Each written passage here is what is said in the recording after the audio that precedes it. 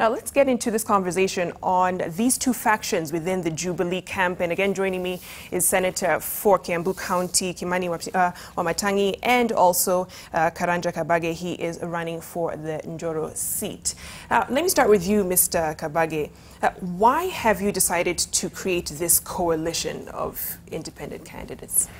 Well, thank you. I think this coalition has been brought about by the events that took place first in the abortive nomination on 21st of April, and then on the 26th of April we had the nomination of Jubilee. And certainly there were very interesting development, because the elections or the nominations of candidates had various modus operandi of how you elect these candidates. Initially, there was a list of candidates. There was a requirement that candidates should be chosen by electorates who are in the lists of parties. And then there was a change. They said, oh, elect people who are having ID and voters cards. Okay.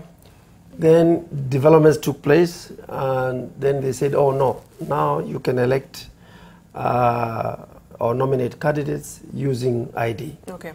Now you can imagine within that period what happened. Right. I can assure you there are people who are voting 4, 5, 10 times. So those are some of the irregularities that were witnessed in the party primaries. There were serious irregularities, and that precipitated a situation where you cannot, in all honesty, say there was free and fair nomination process. Senator, you are actually defending your seat. What do you make of those comments? Were these free and fair elections? Well, I know my friend Kabage competed in a different county. He competed in Nakuru. I competed in Kiambu. Welcome back. You're watching NTV Weekend Edition. Let's get back to my panel. Senator, your response to Mr. Kabage's assertion that over 4,000 strong in that independent alliance. What do you make of that? Is that a threat? Well, first, allow me the latitude to be a bit amused by a bit of the insinuations, even from the group there during the meeting, because if you look at the faces and the people who are there, would you fully be convinced that all those are people who would come out crying that they were rigged out? I mean, some of them are political professionals.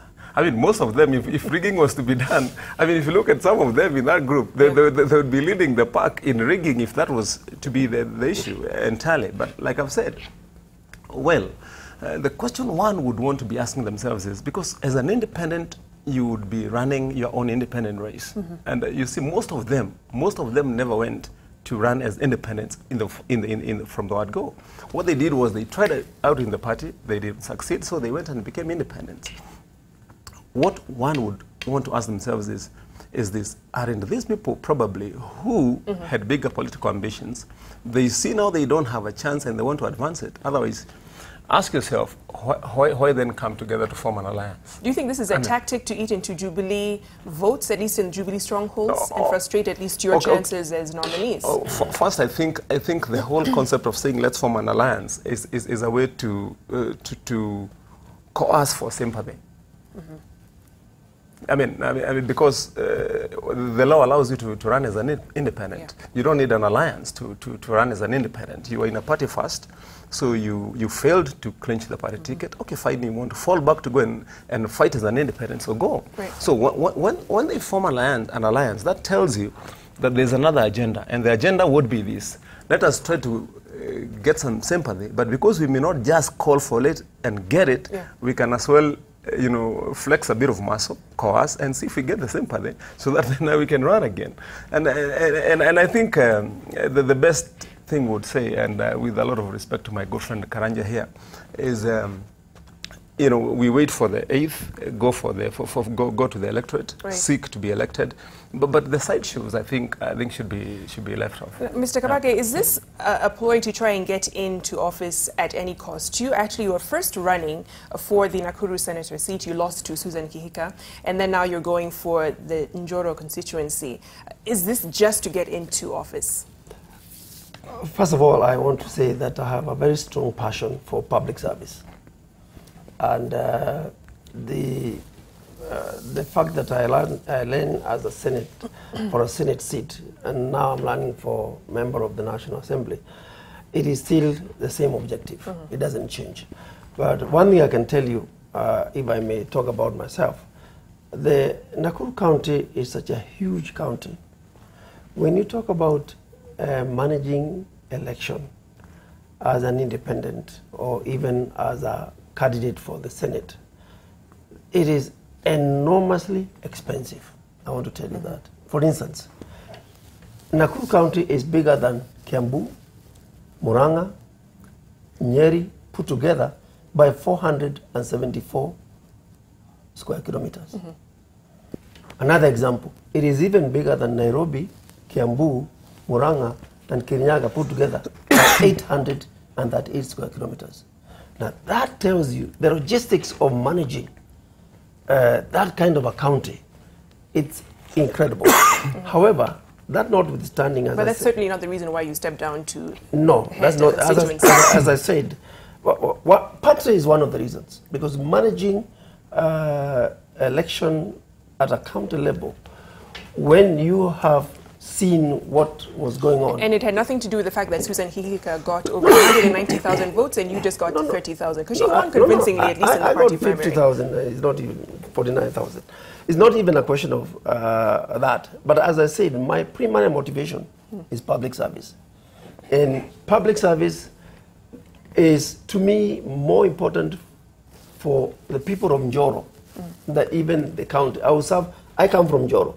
I would serve the people of Njoro more effectively as a member of the National Assembly than I would serve them as a senator. So it's a choice that I have made. Okay. But let me just say something which Senator Wamatangi tried to allude to, and that is that these individuals, in fact, Jubilee should be even happy that they are having these individuals campaigning. Why?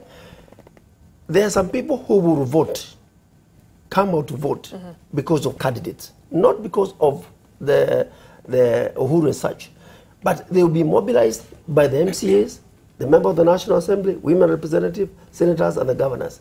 But if they are not participating... So you're saying party politics will not play at all in the August 8th elections? An individual will be bigger than a party, no, that's what you're saying? Let me tell you, where you have great activity of political activism, it is informed by the candidates.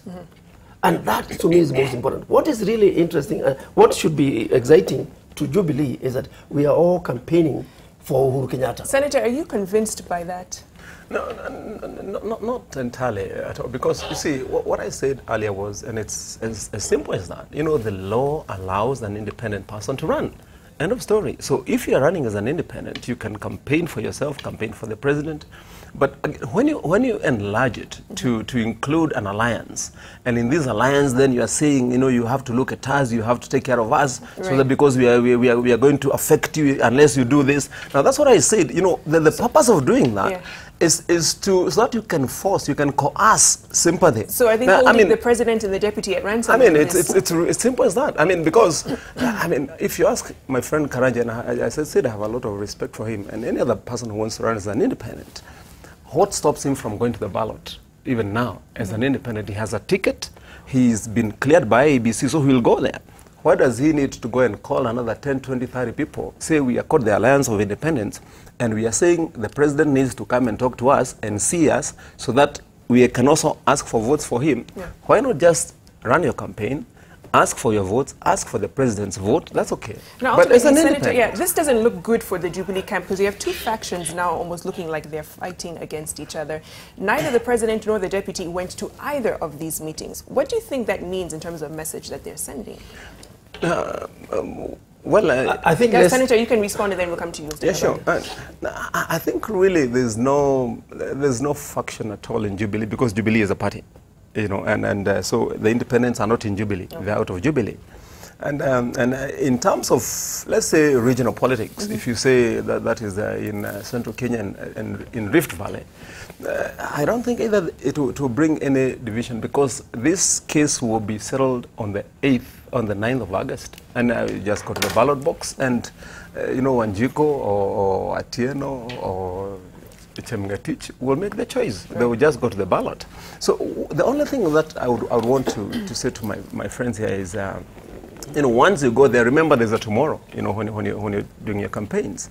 Don't burn your bridges and burn everything just because you have to get to the ballot box. Right. You know, I think it's as simple as that. And I think there's no threat. We've welcomed them, by the way, you know, as independents, to go run your campaign, you know, do what you have to do, ask for votes, do it peacefully, say you are so-and-so, and don't introduce any other side shoes. Okay. Then you go to the ballot box. You know, the thing is, as we wrap up. Yeah. Let us face it. The Constitution allows people to have an association. And therefore, the issue of Kenya Association of Independent Candidates is really neither here or there. So it doesn't mean anything. But to me, what should be looked at, what is the mischief? The mischief is the following. One, we are campaigning for Uhuru Kenyatta to be the president, to win the presidential ticket. So that you've agreed upon, at least. That's we have agreed. Yes. There is no debate about it. And secondly, we will be mobilizing the public to come out and vote. That's a very, very important thing. Thirdly, there are grievances. And those grievances, they cannot be washed away or wished away. I think that to me is the most important. Okay. Because anybody saying that the way primaries were conducted were free and fair, he's either imagining or deluding himself. Okay, because that is not true. And August 8th, we'll see whether that is a delusion or actual fact when the electorate votes. Thank you so much, Senator and Mr. Kabage, for coming in.